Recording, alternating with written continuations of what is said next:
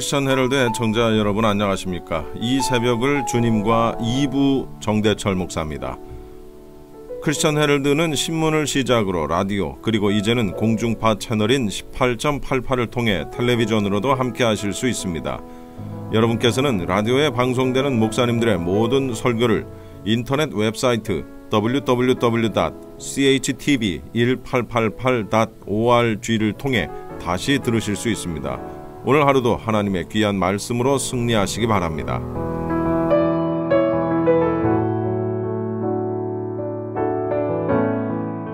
이 시간에는 프레이즈 교회의 요한계시록 강해 시간입니다. 계시록 1장을 본문으로 계시의 전달이라는 제목의 설교 말씀입니다. 지금 시대가 그렇다 그런 얘기입니다. 진짜 주님 오실 때가 다 됐습니다 얘기해도 늑대가 나타났다 이걸로 듣는 거예요. 안타깝지요? 지금은 그런 시대가 아닙니다. 교회 사자들이 계시록에 대해서 문을 닫고 있으니까 성도들은 당연히 닫고 있죠. 닫고 있는 게 아니죠. 그게 있는 줄도 모르는 거지요. 그런 시대예요 지금. 자, 삼위 하나님께 영광을 돌리는 그 모습이 4절부터 6절까지 있습니다. 요한은 아시아에 있는 7교회에 편지하노니 이제도 계시고 전에도 계셨고 장차 오실 이와 그의 보좌 앞에 있는 7 영과 또 충성된 증인으로 죽은 자들 가운데서 먼저 나시고 땅의 임금들의 머리가 되신 예수 그리스도로 말미암아 은혜와 평강이 너희에게 있기를 원하노라. 우리를 사랑하사 그의 피로 우리 죄에서 우리를 해방하시고 우리 아버지 하나님을 위해 우리를 나라와 제사장으로 삼으신 그에게 영광과 능력이 세세토록 있기를 원하노라. 우리의 삶이요 삼위 하나님께 영광을 돌리는 삶이어야지요. 하나님은 그냥 신앙생활을 한다면서도 하나님은 그냥 뒷전으로 밀려놓고 내 영광과 교회와 어떤 것의 영광을 뺏기면 땅의 영광에 다 돌려버리면 안 됩니다. 우리는 오직 하나님께 영광이에요. 무슨 일이 있어도 하나님께 영광입니다. 나는 없어지고 죽어도 하나님께 영광이에요. 저희가 이제 아침 7시에 어제는 기도했습니다. 기도회를 갔는데 원래 6시 반인데 어제는 7시로 해서 세미나랑 시간이 이어지게끔 했습니다. 아침에 일어났는데 이런 찬양이 제 마음속에 떠오르더라고요. 나는 소리요 하는 찬양 있죠. 찬양 아세요? 세례 요한이 광야에서 사람들이 보냅니다. 세례 요한에게 당신이 누굽니까? 당신의 이름이 뭡니까? 그랬더니 세례 요한이 뭐라고 하냐면 나는 소리입니다. 광야에서 외치는 소리입니다. 이름도 없어요. 이름도 얘기할 필요도 없는 거예요. 그냥 나는 주의 길을 예비하는 그냥 소리입니다. 그거죠. 그는 흥하여야 하겠고 나는 쇠하여야 하리라. 이렇게 외치는 소리. 우리 모두가 그렇게 살아야 돼요. 주님만을 드러내고요. 우리는 그냥 조용히 이러고 있다. 주님이 착하고 충성된 종아하고 불러주시면 그냥 가는 거예요. 그냥 영광 중에 가는 거지. 이 땅에서 영광 취한 만큼 저기에서는 상급이 하나도 없다. 이렇게 생각하시면 돼요. 남에게 대접했어요? 내가 이렇게 대접했는데 저 사람 왜 날 대접 안 하지? 여러분, 요건 제대로 대접한 거 아니에요. 그냥 대접하고 끝나야 돼요. 내가 언제 대접했더라? 하고 몰라야 돼요. 그냥 이 땅에서 영광을 취하고 다시 돌려받을 생각은 추워도 하지 마세요. 그냥 하나님께만 다 하나님만 아시겠지 하고 다 돌려버리셔야 돼요. 하나님께만 영광. 땅에서는 그냥 잠잠하게 하나님이 주신 만큼만 누리고 그냥 가는 거예요. 바울은요, 왜 자비량으로 선교를 했을까요? 바울이 자기가 스스로 자비량으로 선교한 이유를 얘기했습니다. 그게 뭔지 아세요? 자비량 선교가 뭔지 아세요? 자기가 돈을 벌어서 자기의 필요를 자기가 채우고 그냥 선교하러 다닌 거예요. 자기도 왜 베드로나 이런 사람들처럼 결혼할 권위 왜 없겠느냐 그 얘기예요. 그리고 왜 교회에서 나오는 이걸 받아서 이렇게 사역할 권위 없겠냐 그 얘기죠. 자기도 얼마든지 그렇게 할 수 있다 이거예요.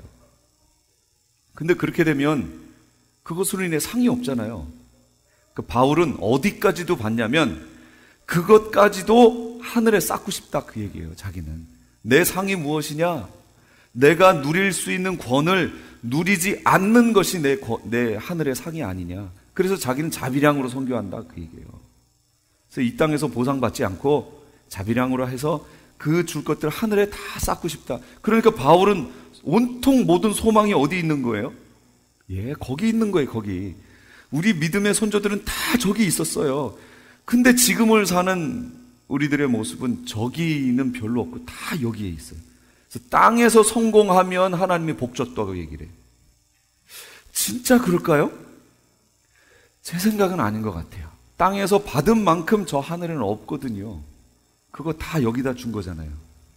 그러니까 차라리 하나님 여기선 적당히 죽지 않을 만큼, 남에게 꾸지 않을 만큼 그 정도만 적당히 주시고 나머지는 무조건 다 저기, 거기다 쌓아주세요. 이렇게 돼야 돼요. 저기를 바라보셔야 돼요.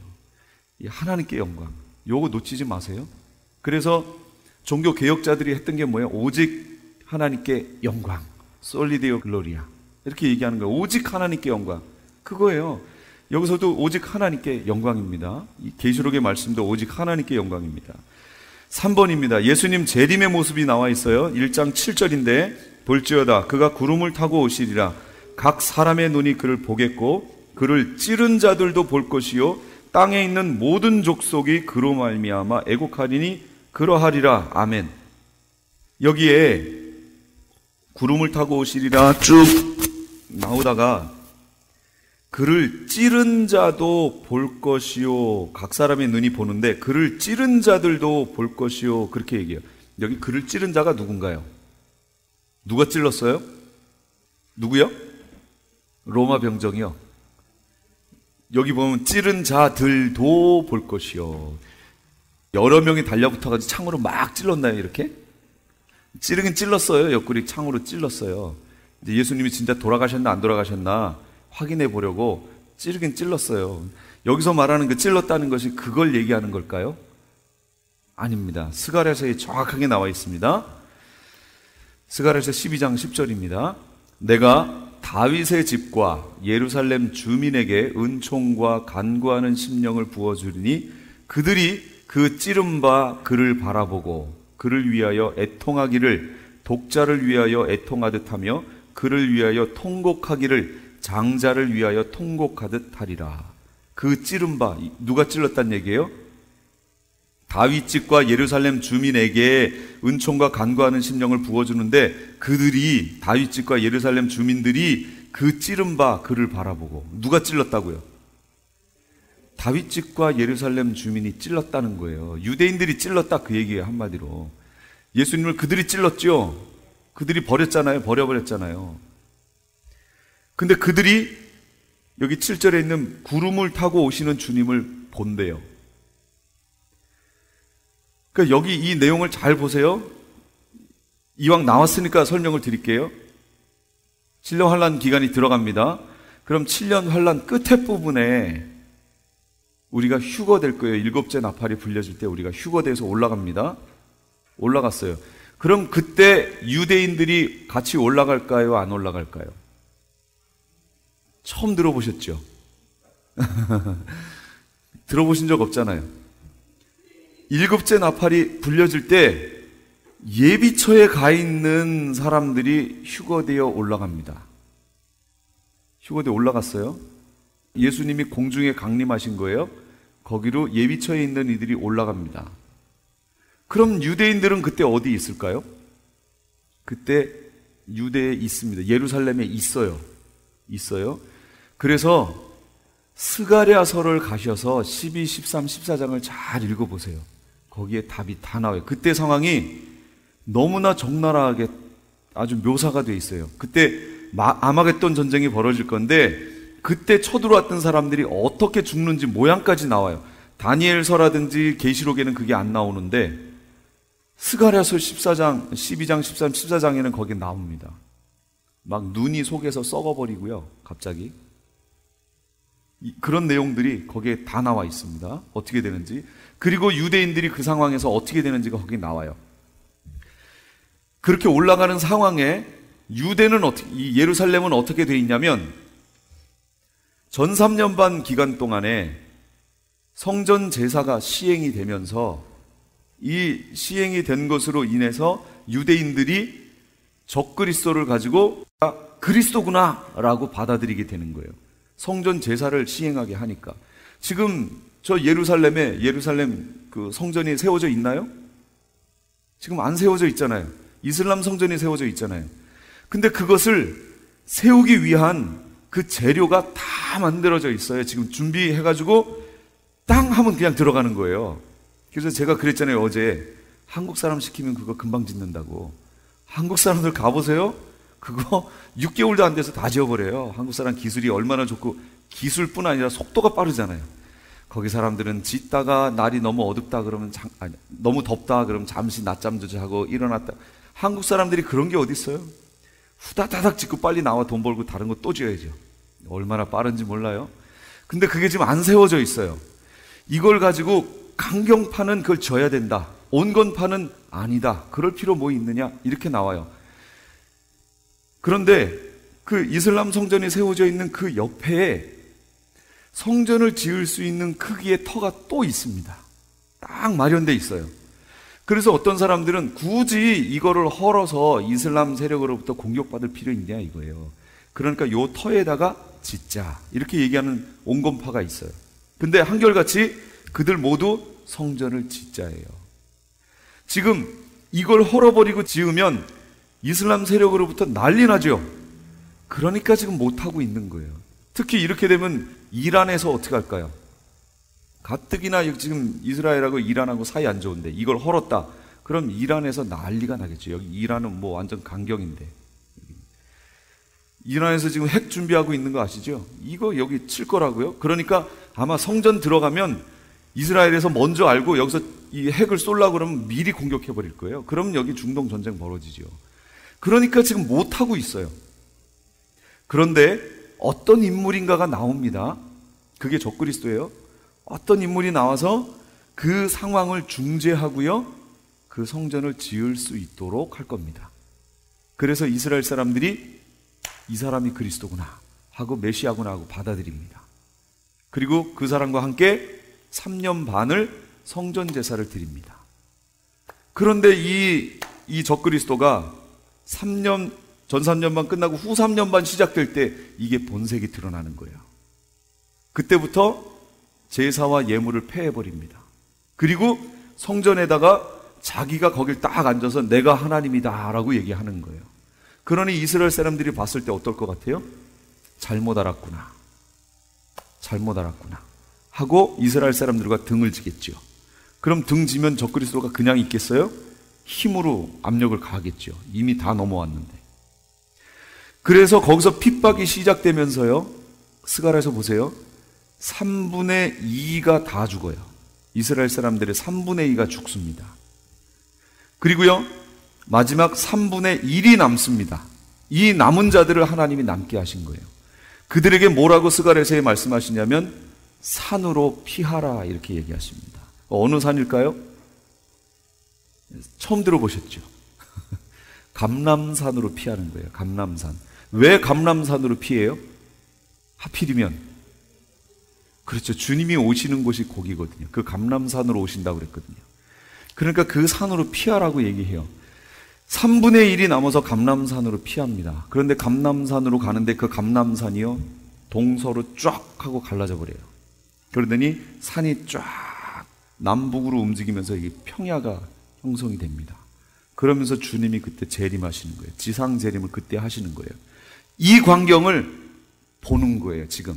그래서 여기에 찌른 자도 볼 것이요 라고 나오는 거예요, 지금. 찌른 자들이 만약에 위에가 있으면 안 보는 거죠. 이 구름 타고 오시는 광경은 밑에서 봐야 보는 거죠. 우리가 그 위에가 있잖아요, 이미 우리는. 그러니까 찌른 자도 볼 것이요. 유대인들은 휴거되지 않습니다. 밑에서 그 광경을 바라보는 거예요.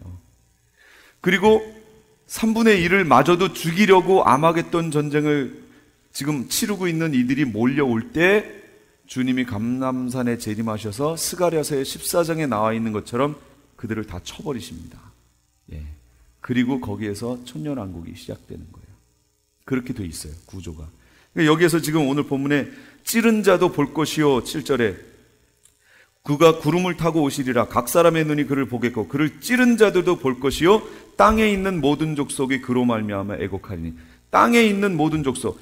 그때 그 전쟁을 하기 위해서 왔던 이들이 조금만 더 하면 이스라엘을 완전히 쳐버릴 수 있는데 3분의 1 남았잖아요. 근데 그 상황에 저기에서 오시는 거예요. 그 광경을 보는 거예요. 거기서 애곡하는 거죠. 근데 그 날이 밤도 아니고 낮도 아니고 라고 나옵니다. 스가랴서 가셔서 12장, 13장, 14장 한번 읽어보세요. 이런 내용들이 아주 자세하게 나와 있습니다.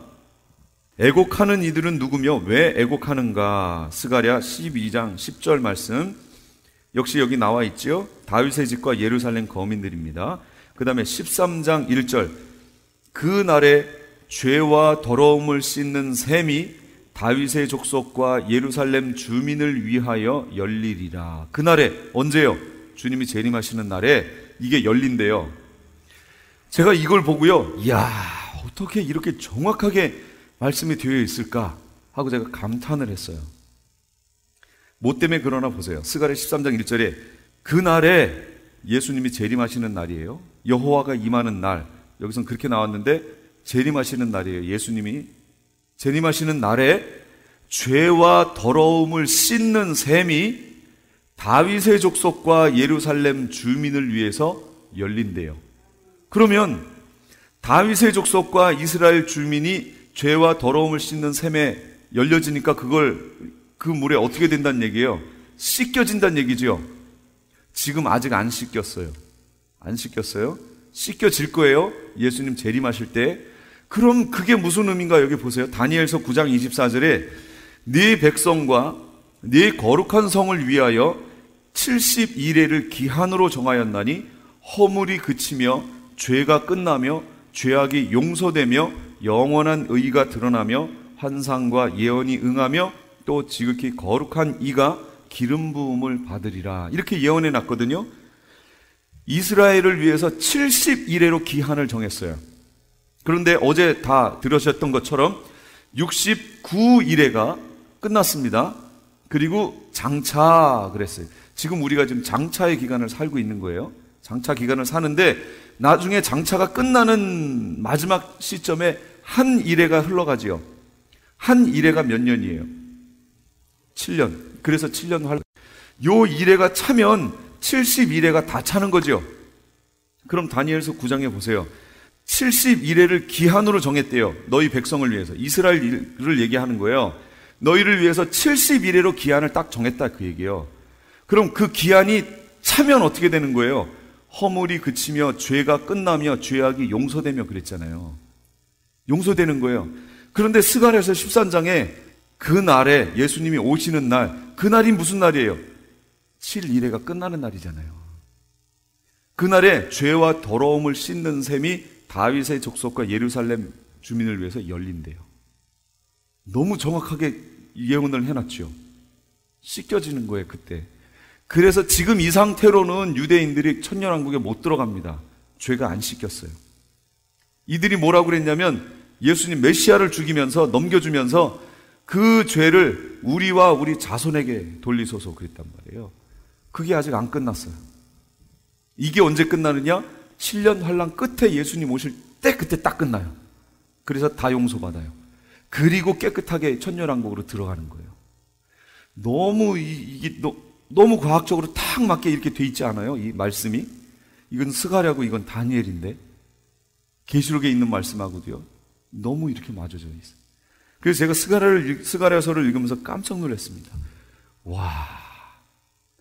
근데 성경은 희한하게도요. 어느 한 권에서 모든 내용을 다 기록해 놓질 않아요. 참 희한하죠? 여기서는 요거에 대해서 내용을 얘기해 놓고 저기서는 또 저걸 얘기해 놓고 이렇게 해놨어요. 그리고 이 전체를 이렇게 한눈으로 이렇게 보게끔 해놓으셨는데 그게 계시록이에요. 그래서요, 계시록을 펴놓고 다른 데 있는 말씀을 여기 계시록의 흐름대로 이 내용이 여기구나, 이 내용이 여기구나 하면 흐름이 쫙 나옵니다. 그런데 다른 책을 펴놓고 계시록에 있는 말씀을 갖다가 여기다 넣고 요걸 쪼개다가 여기다 넣지요. 그럼 앞뒤가 안 맞아요. 그럼 이상해집니다. 그게 부천연설이 그렇다는 얘기예요.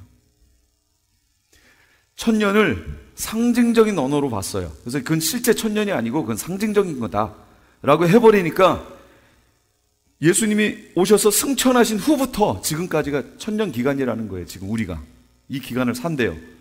그걸 여기다가 딱 갖다 놓으니까 무슨 일이 벌어지냐면 천년왕국이 시작할 때는 마귀가 무적행으로 가거든요. 거기 그렇게 써 있잖아요. 계시록에. 그러니까 지금 마귀가 무적행에 있다는 거예요. 지금 이 시대에 마귀가 여기 없어요. 무적행에 있어요. 여기 작용을 못해요. 전혀 못해요. 무적행에 있어요. 무적행에 있는데도 왜 우리가 이렇게 형편이 없죠?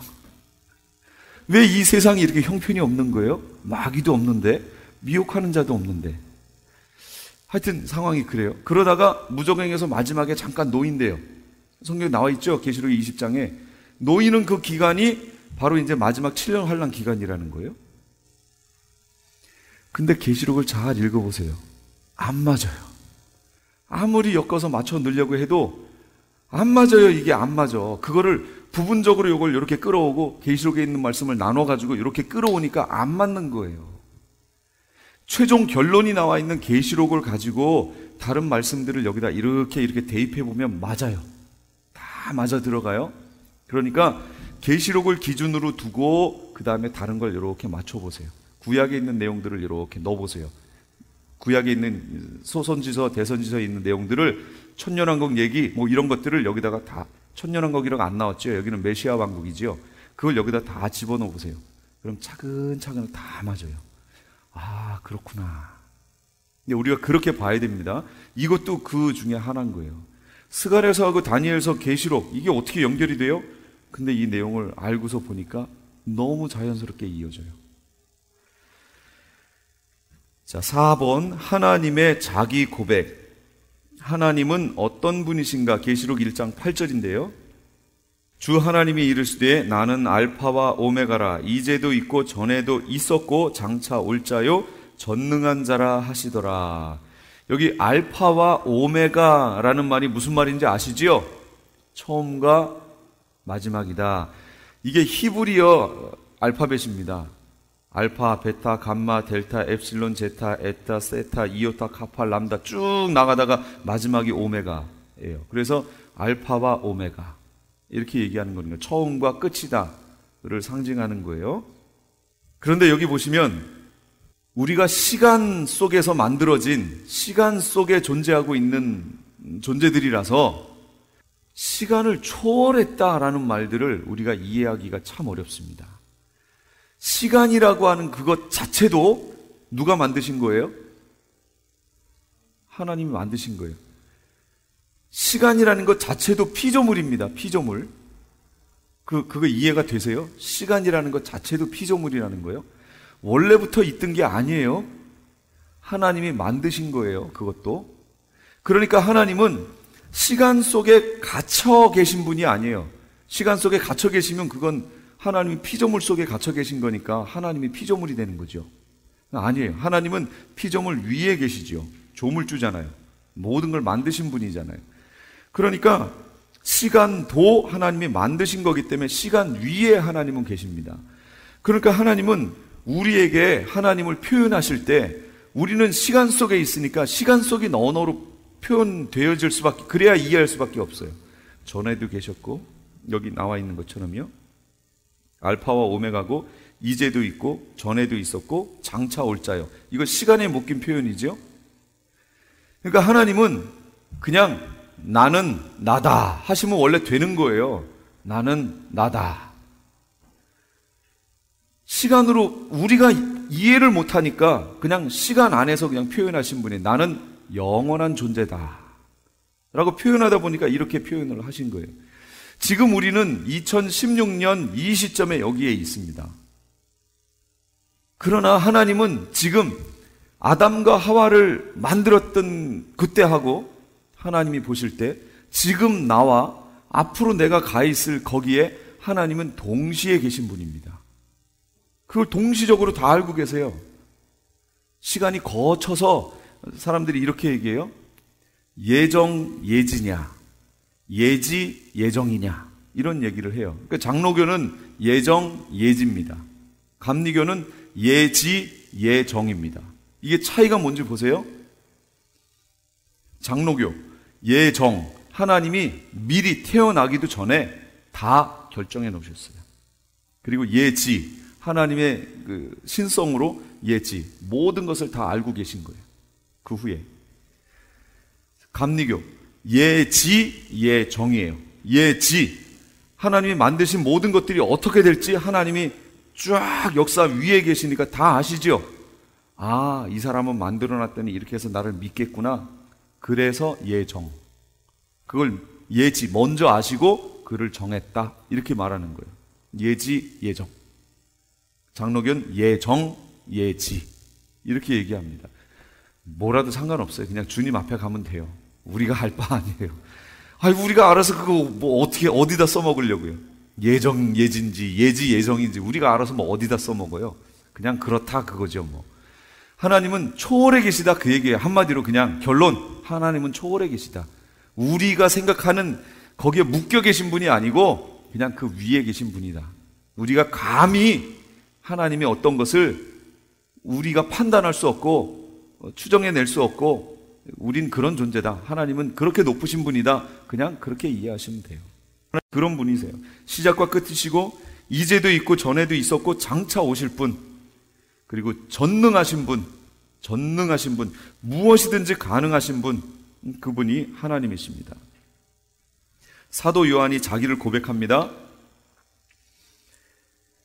1장 9절에 나 요한은 너희의 형제요 예수의 환난과 나라와 참음에 동참하는 자라. 하나님의 말씀과 예수를 증언하였으므로 말미암아 밤모라 하는 섬에 지금 있다라고 그렇게 얘기하고 있죠. 사도 요한이 자기를 이렇게 고백합니다. 나는 너희의 형제요, 그렇게 얘기합니다. 이게 시간에 묶여서 그렇지요. 만약 사도 요한이 여기 있었다면 사도 요한이 어떻게 고백할까요? 역시 똑같이 고백했을 거예요. 나는 너희의 형제다, 이렇게 고백합니다. 그럼 누가 형제인가요? 누가 형제냐면 예수의 환난과 예수의 나라와 예수의 참음에 동참하는 자, 그들이 형제입니다. 교회에 나오는 모든 이들이 형제가 아니고 예수의 환난과 나라와 참음에 함께 동참하는 이들이, 그들이 형제인 거예요. 그들이 함께 형제로서의 애를 누리다가 주님 앞에 가게 될 거라는 거죠. 교회는 나오지만, 아니 교회에 나와가지고 왜 같은 성도들을 욕하고 왜 같은 성도들을 판단하고 왜 그래요? 왜? 그거 우리가 할 일이 아니에요. 그거는 형제끼리 할 일이 아니라고요. 그거는 서로 용서해주고 감싸주고 어떻게든지 그 형제 만날 거 아니에요. 주님 나라에 가서 같이. 그럼 나중에 휴거돼서 올라갈 때 저 안 왔어야 되는데 저거 왔다고 이러실 거예요? 그러는 순간 떨어질 거예요 아마. 예. 아니 같이 저기서 보면서 올라가야 될 거 아니에요. 지금 쫙 하고 주님이 부르시는 날 영광 중에 가야 되는데, 그래서 여기에서는 빚을 지시면 안 돼요. 어떤 것이든지 빚을 지시면 안 됩니다. 같이 올라갈 거예요. 그래서 형제를 미워해도 안 돼요. 같은 교회 안에서도 왜 그렇게 싸우고 막 참기름 깎아가지고 싸우고 왜들 그러는 거예요 대체. 그러지 말라니까요. 누구예요 그 사람이? 같이 주님 앞에 올라가야 설 사람이에요. 올라가다가 저 참기름 이러고 떨어질 거예요? 아니잖아요. 지금 다 용서해야 돼요. 그래서 계시록에 이거 옷을 빨으라고 나온 내용이 그거예요. 이 땅에 하나라도 남김없이, 한 터럭도 남김없이 다 해결하고 준비하고 있어야 돼요. 그래야 주님 오셨을 때 가는 거예요. 그러니까 조금이라도 남김없이, 남에게 빚진 거 있어요? 그거 다 청산하세요. 다 하셔야 됩니다. 남에게 원망 들을 만한 일이 있었어요? 그러면 가서 용서 구하세요. 그것 때문에 여기 떨어져 있지 말고요.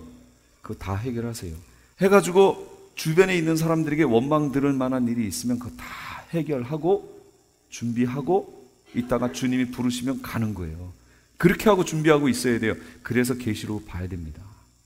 한 터럭이라도 남김없이 다 해결해야 됩니다. 근데 지금 교회 생활 한다면서 내 마음대로 내 중심의 신앙생활을 하면서 주님 앞에 설 수 있다고요? 근데 교회들이 얼마나 그렇게 많이 가르쳐요.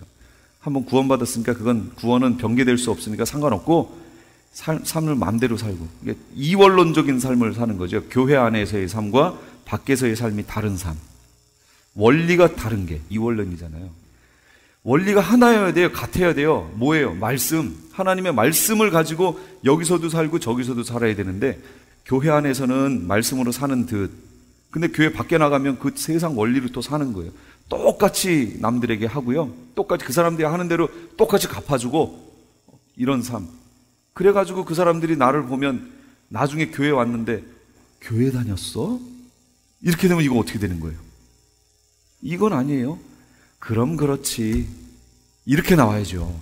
그 사람을 보고 그럴 줄 알았어, 교회 다녔지, 그렇게 나와야 돼요. 근데 왔는데 교회 다녔어? 이러면 이건 심각한 거예요. 이거는 이원론으로 살았다 그 얘기예요. 그렇게 살면 안 되는, 그것 때문에 계시록을 보는 겁니다. 그게 얼마나 중요한 건지를 계시록에서 말씀해주고 있는 거예요. 준비하고 있으라는 거죠.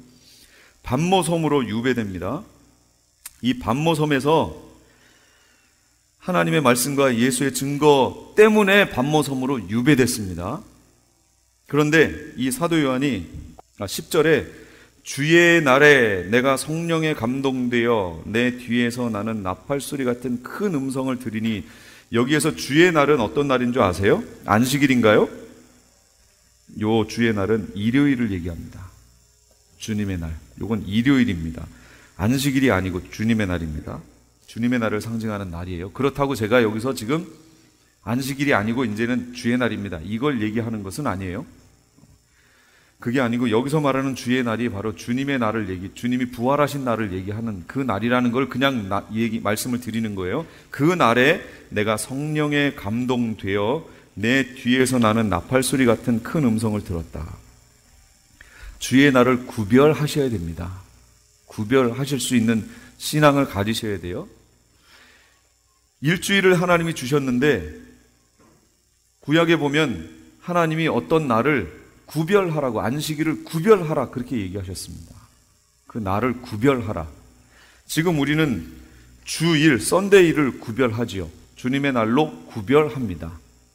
그러면 토요일이 안식일이라고 토요일을 구별해야 되고, 일요일은 아니니까 요건 다 바꿔야 되고, 그런 건가요? 어떤 사람들이 그렇게 얘기를 해요.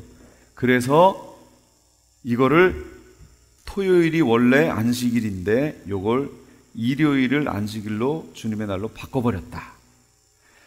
그래서 요게 이제 마귀가 해놓은 것이므로 요 표가 바로 짐승표다, 이렇게 얘기하는 사람들이 있어요. 안식일을 일요일로 바꿔놓은 거, 요게 표라는 거예요. 요게 짐승표. 이 계시록에 나와 있는. 제가 어제 짐승표 하면서 이 얘기 말씀드렸죠. 이해하셨나 모르겠어요. 이게 만약 짐승표면 이 표를 가지고 어떻게 매매를 하실 거예요? 매매할 수 있어요? 안식일이 토요일인데 요걸 일요일로 바꾼 요것이 짐승표라는 거예요. 그러면 나는 일요일을 지키는 사람이다 라는 그 표가 있어야 매매를 한다고 그랬잖아요. 그럼 제가 지금 무슨 얘기 하는지 이해하시나요? 어제 오신 분들은 이해하시겠죠? 매매를 하는데 이걸 짐승표라고들 얘기하니까 어떤 사람들이 그렇게 얘기해요. 지금 참 안타깝다 그 얘기예요. 제가 어떻게 이렇게 분별이 안 되나 하는 생각이 드는 거예요. 짐승표에 대해서 12장 13장 거기에 쭉 나와 있는데 토요일을 일요일로 바꾼 것이 짐승표라고 얘기하면 짐승표의 특징 중에 하나는 그 표를 가지고 매매를 할 수 있다는 것인데, 그럼 토요일을 일요일로 바꿨다고 하는 이 표, 그 표 좀 보여주세요. 이거 어떻게 증명할 거예요, 이거? 그 표를 가지고 어떻게 마켓에 가가지고 물건을 사고 이렇게 바꿀 거예요? 이걸 왜 표라고 얘기하는지 모르겠어요. 제 얘기는 지금 그게 표가 아니다 그 얘기예요. 증명할 수가 없잖아요. 이걸 여기다 어떻게 새길 거예요? 나는 일요일을 지키는 자, 이렇게 표를 받을 거예요? 그러니까 이걸 성경을 좀 그냥 이렇게 좀 잘 좀 봤으면 좋겠어요. 그냥 잘 좀 봤으면 좋겠어. 그래서 계시록이 얼마나 정확하게 이거 표현해놨는지 몰라요. 짐승표를 구별하는 방법이 짐승을 알면 표가 나오잖아요. 근데 그때가 되면 늦는다고 그랬죠. 짐승이 나오는 순간 표가 시행돼 버리니까 그럼 늦잖아요. 근데 성경은요, 그걸 알고 짐승표의 성격에 대해서 표현을 해놨어요. 성경에 보니까. 어제 다 했지요. 신분증의 역할도 하고 매매 수단이 되기도 하고 하는, 그 다음에 오른손이나 이마에 받기도 하고 하는 그거 있잖아요. 그 표를, 그런 기능적인 것들을 보고 이거랑 비슷한 것이 나오면 그게 짐승표가 될 가능성이 있으니까 성도들로 하여금 받지 말고 기다리고 있으라, 그 얘기예요. 그러다 짐승이 나오면 그렇지, 짐승표였지, 이렇게 되는 거예요. 그걸 가르쳐 주셨는데 그건 무시해버리고 그냥 엉뚱한 교리에다가 맞춰가지고 짐승표를 해석을 하려고 그러니까 토요일을 일요일로 바꾼 것이 짐승표다. 참 이거 말이 안 된다, 그 얘기죠. 그리고 짐승표는 후 3년반에 나타나야 되는데 토요일이 안식일로 바뀐 지는 언제예요? 한참 됐어요, 지금 벌써. 그러니까 앞뒤가 안 맞잖아요. 근데도 여전히 그렇게 주장하는 사람들이 있어요. 안타깝다는 거죠. 성경을 그러니까 덮어놓고 믿지 말고 펼쳐놓고 보라. 교수님이 하신 대로 덮어놓고 하지 말고 그냥 교리에 맞춰서 자기들이 판단하지 말고 성경을 펼쳐놓고 거기 있는 구절들 하나하나를 보면서 맞춰가보라, 그 얘기죠. 그러면 나와요. 해석할 수 있게 해놓으셨다니까요, 그거를. 자꾸 상징이라고 그러니까 계시록에 해석이 안 되는 거예요. 그 문자 그대로를 먼저 우선은 보자, 그 얘기예요. 안 되는 것들은 구약에 있는 예언서들, 거기에 보면 그 내용들이 설명이 나와 있어요.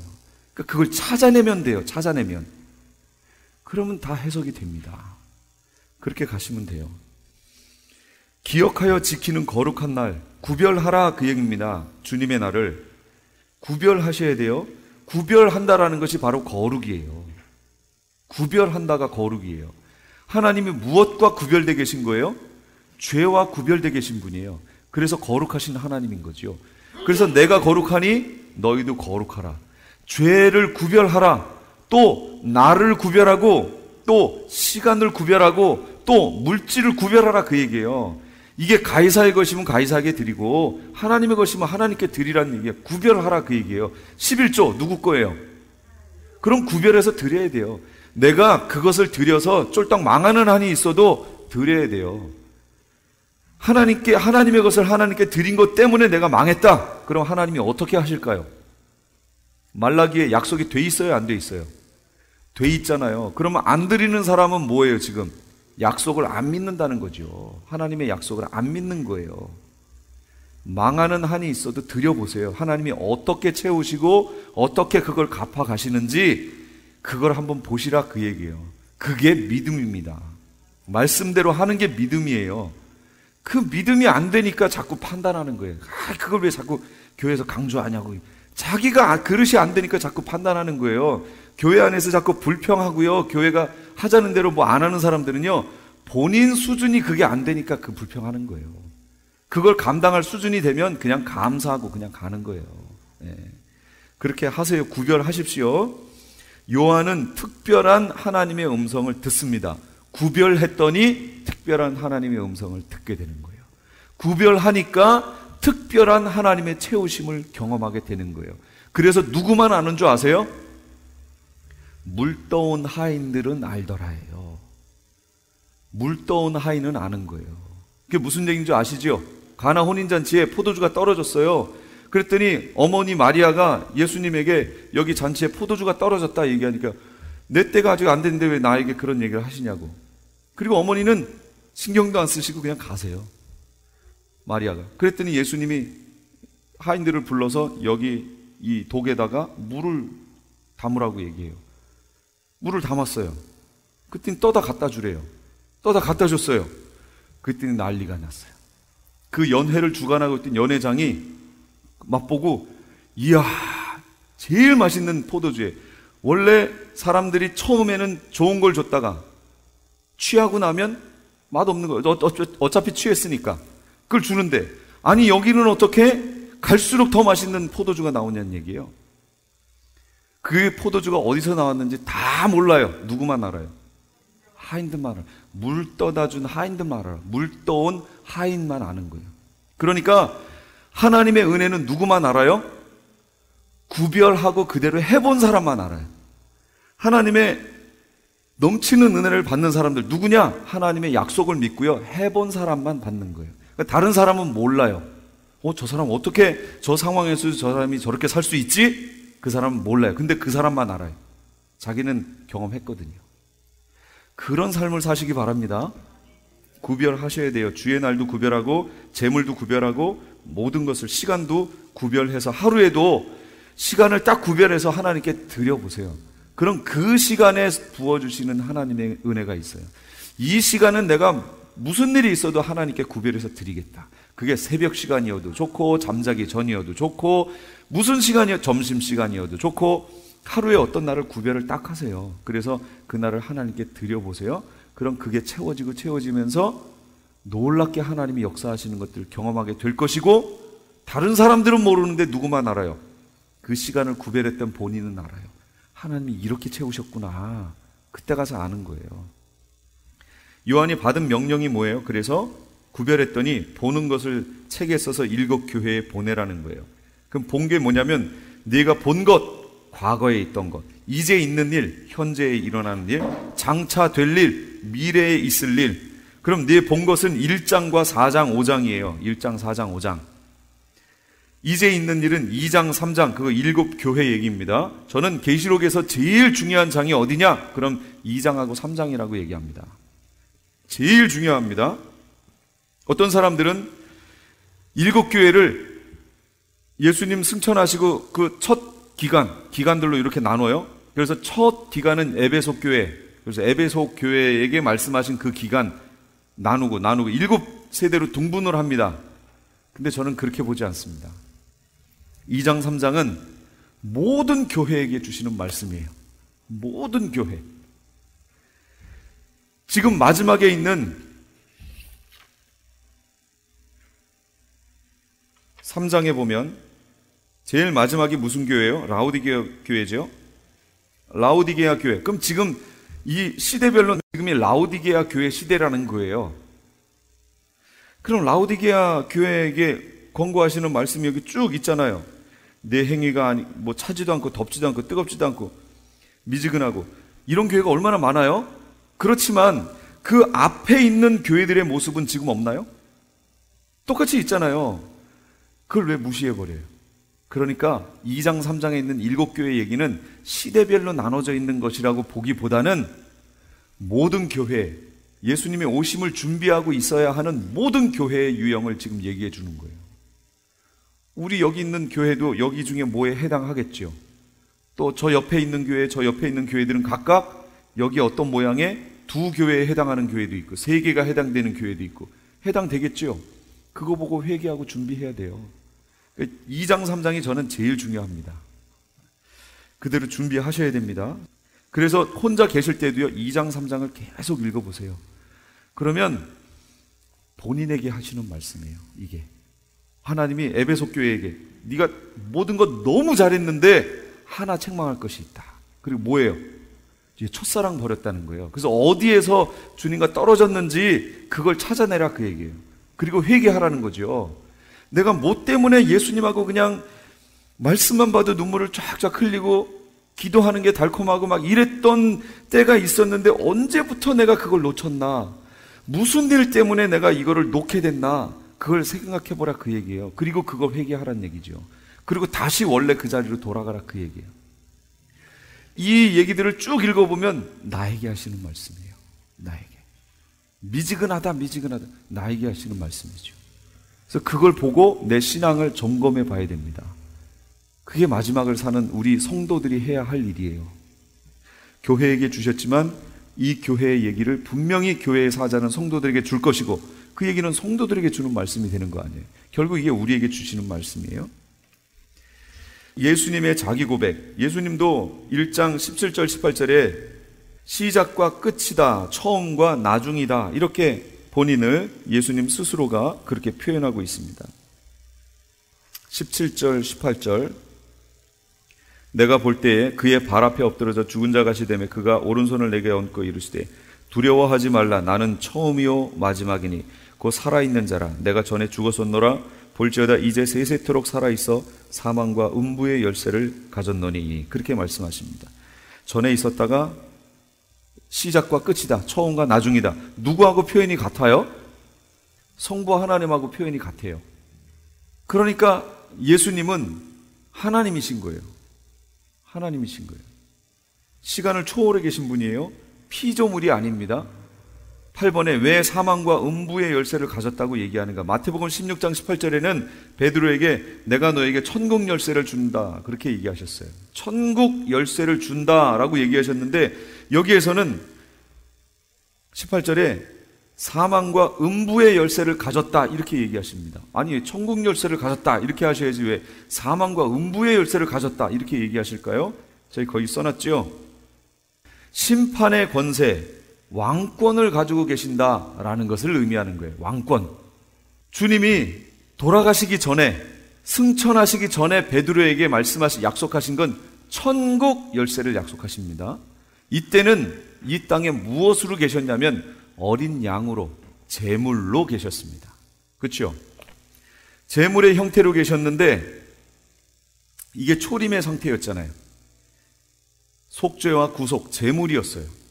그러나 이제 계시록에서 말씀하고 있는 예수님의 모습은 뭐예요? 왕과 심판, 왕으로 오시는 주님. 그래서 내가 사망과 음부의 열쇠를 가졌노니 이렇게 말씀하시는 거예요. 나는 이제 왕으로 내가 내려갈 것이다 라고 말씀하시는 거예요. 그런데 예수님이 계셨을 그 당시 또는 지금 시대를 예수님의 왕이라고 하는 입장에서 설명하면 안 됩니다. 지금은 그런 기간이 아니에요. 예수님이 왕으로 임하시는 기간은 언제예요? 재림하셨을 때. 그리고 그 왕권이 실제로 작용하는 그때가 천년왕국 기간이에요. 그래서 고린도전서 15장에 있는 말씀을 가지고 어제도 설명드렸죠? 그 나라를 부활의 순서가 있는데 다 얘기한 다음에 마지막에 또 부활하는 부류가 있는데 그들이 언제 부활하냐면 마지막 나라를 아버지께 바칠 때라라고 설명을 드렸잖아요. 전혀 안 들어보신 것 같은 얼굴들을 하고 계셔가지고 고린도전서 15장을 한번 가보겠습니다. 고린도전서 15장 23절. 그러나 각각 자기 차례대로 되리니 같이 읽어요. 시작. 먼저는 첫 열매인 그리스도요, 다음에는 그가 강림하실 때에 그리스도에게 속한 자요, 그 후에는 마지막이니 그가 모든 통치와 모든 권세와 능력을 멸하시고 나라를 아버지 하나님께 바칠 때라. 이렇게 나왔죠. 이게 부활의 순서라는 거예요. 부활이 이렇게 된다는 거지요. 차례대로 돼요. 부활이 한꺼번에 쫙 이렇게 되는 거 아닙니다. 부활하는 것도 순서가 있어요. 첫 번째는 그리스도가 부활하시죠. 두 번째는 그리스도께서 이 강림하실 때, 재림하실 때 그리스도와 함께 이 땅으로 내려올 사람들, 그들이 누군가요? 그렇죠. 순교자들이에요. 순교자들입니다. 그들이 먼저 부활합니다. 순교자들이 부활해서 예수님과 함께 내려옵니다. 그리고 이 땅에서 휴거된 자들이 내려오는 거예요. 휴거된 자들이 부활하나요? 아니죠. 부활은 뭐예요? 죽었다 살아난 게 부활이에요. 휴거자들은 안 죽었어요. 안 죽었기 때문에 변화된 모습으로 올라갔다가 내려오는 거예요. 그들을 왜 안 죽였죠? 그렇죠. 씨. 천년왕국에 씨가 있어야 될 거 아니에요. 죽었다가 부활한 사람들은 천사와 같아서 재생산을 못 하잖아요. 자녀 생산을 못 하잖아요. 그런데 여기 부활을 해 올라가는 이들은 안 죽었죠.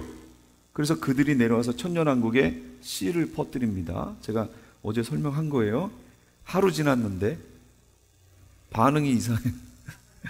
예, 지금 예수님이 첫째 부활하셨고 그 다음에 예수님 오실 때 순교자들이 같이 옵니다. 부활을 했어요.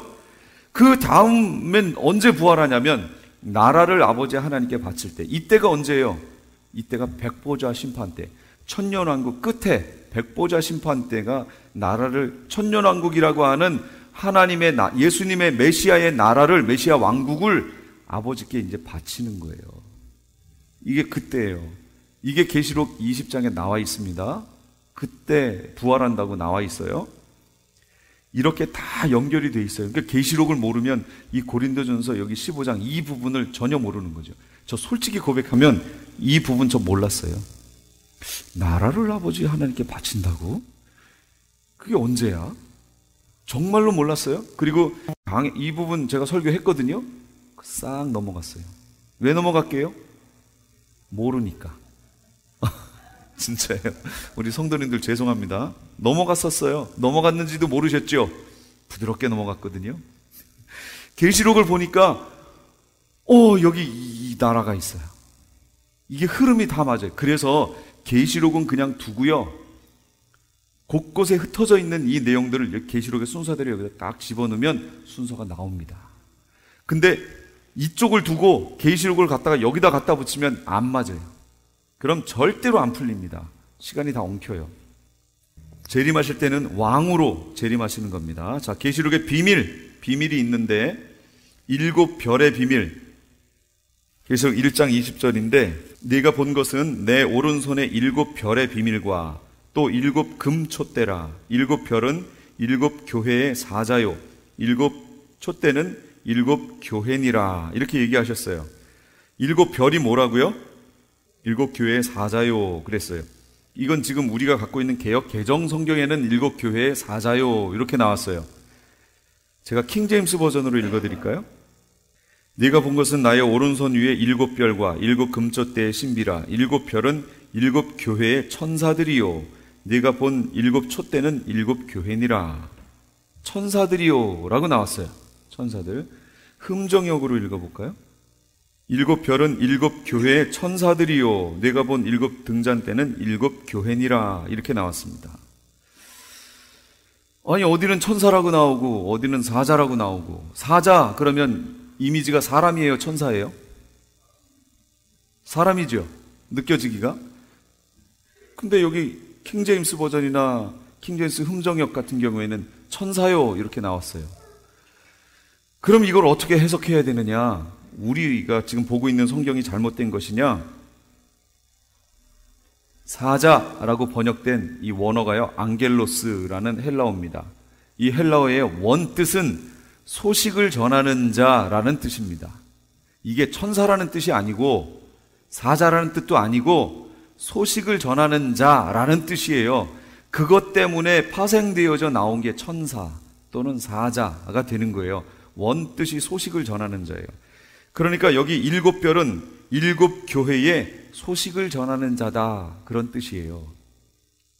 그런데 만약 이것을 천사요라고 번역하면 어떤 문제가 되나 한번 보세요. 지금 이 말씀을 어떻게 주신 거냐면 성부 하나님이 성자 하나님에게 계시를 줬고 성자 하나님이 천사에게 줬고 천사가 사도 요한에게 줬고 사도 요한이 이걸 누구에게 줘야 돼요? 교회의 사자들에게 줘야 되잖아요. 그럼 교회의 사자들이라고 말할 때 교회의 사자들이 누굴 얘기하는 거예요? 교회를 담당하고 있는, 한마디로 그 교회를 맡고 있는 목회자들 얘기하는 거 아니에요. 그들에게 줘야 되는 거. 그들이 누구에게 줘요? 천사들에게 주는 거예요. 그런데 여기 지금 7 교회, 별이 7 교회인데 7 별은 7 교회에 여기 보시면 왜 이래? 7 네, 제가 번역을 다른 걸 지금 보고 있거든요. 말하고 안 맞는 단어가 지금 있어가지고 7 별의 비밀과 7 금촛대라. 7 별은 7 교회의 사자요 7 촛대는 7 교회니라. 7 금촛대는 7 교회예요. 이건 뭐 이해가 되는데 7 별은 그럼 뭐냐? 7 교회의 사자인데 이 사자가 사람이냐 천사냐 요거잖아요 지금. 근데 사자는 사람이에요. 사람. 왜 사람이라고 얘기하냐면 지금 사도 요한이 이걸 메시지를 받아서 누구에게 줘야 되는 거예요? 사람인 주의 종들에게 줘야 되는 거죠. 근데 왜 갑자기 여기에서 이걸 천사로 번역하면 사도 요한이 왜 갑자기 천사에게 다시 소식을 전해줘요? 거꾸로 올라가잖아요 다시. 그러니까 말이 안 돼. 이걸 어떻게 해석하느냐? 지금 우리가 보고 있는 성경이 오히려 이 부분은 잘 해석이 된 거예요. 7교회의 사자다라고. 어떤 사람들은 킹제임스 버전이 오류가 없는 막 이렇게 얘기를 해요. 글쎄, 킹제임스 버전이 그게 오류가 없는 걸까요? 그건 원어를 얘기하는 거지 킹제임스 버전이 그렇다는 얘기가 아니잖아요. 그래서 이 부분을 사천사로 해석을 해버리면 이거 막 엉키기 시작하는 거예요. 천사는 예수님이 천사에게 줬고 천사가 사도 요한에게 주고 사도 요한이 각 교회의 사자에게 주는 거지요. 이 흐름을 가지고 해석을 하면 여기서 나온 안겔로스는 소식을 전하는 자인데 누구냐면 사람인 교회를 담당하고 있는 목회자들, 그들에게 줘야 한다로 이해하는 것이 훨씬 좋습니다. 그게 성경의 흐름하고도 맞습니다. 그래서 주셨어요. 이걸 성도님들에게 지금 전하는 겁니다. 그럼 성도님들은 어떻게 해요? 1장 3절 읽고 마치겠습니다. 같이 읽어요. 시작. 이 예언의 말씀을 읽는 자와 듣는 자와 그 가운데 기록한 것을 지키는 자는 복이 있나니 때가 가까움이라. 여기에 지금 우리 번역엔 또 그대로 이게 안 나왔는데 읽는 자와 단수, 원문에는 듣는 자들과로 나왔어요. 복수로 나왔어요. 지금 모양이 딱 이렇죠? 읽는 자와 듣는 자들과 이렇게 나와 있잖아요. 원문엔 그렇게 나왔어요. 이런 모습을 전한다라고 하는 그 내용이 내포되어 있는 겁니다. 그래서 계속해서 이렇게 주의 말씀을 전해야 되고요. 이것을 들은 성도들은 어떻게 해야 돼요? 지켜야 돼요. 그러니까 계시록의 말씀을 계속 들으시면서요, 지키시고 주님 만났을 때 부끄러움이 없게끔 그렇게 만드시기 바랍니다.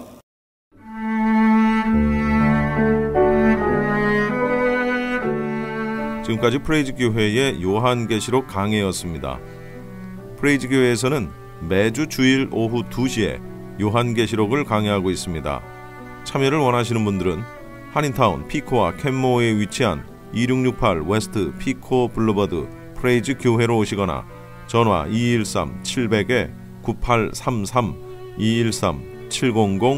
213-700-9833번으로 문의하시기 바랍니다.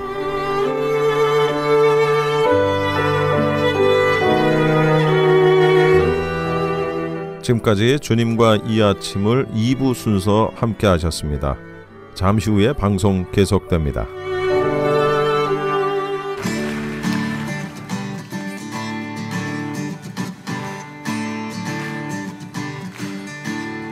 젊은 사람들도 지칠 때가 있죠.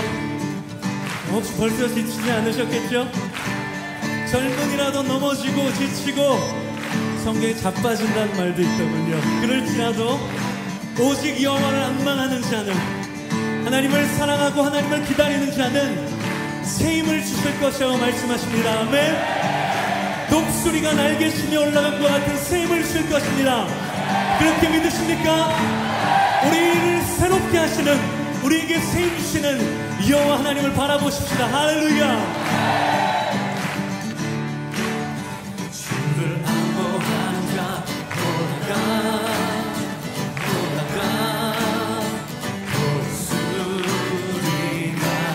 주를 안보하는 자, 주를 안보하는 자 올라가.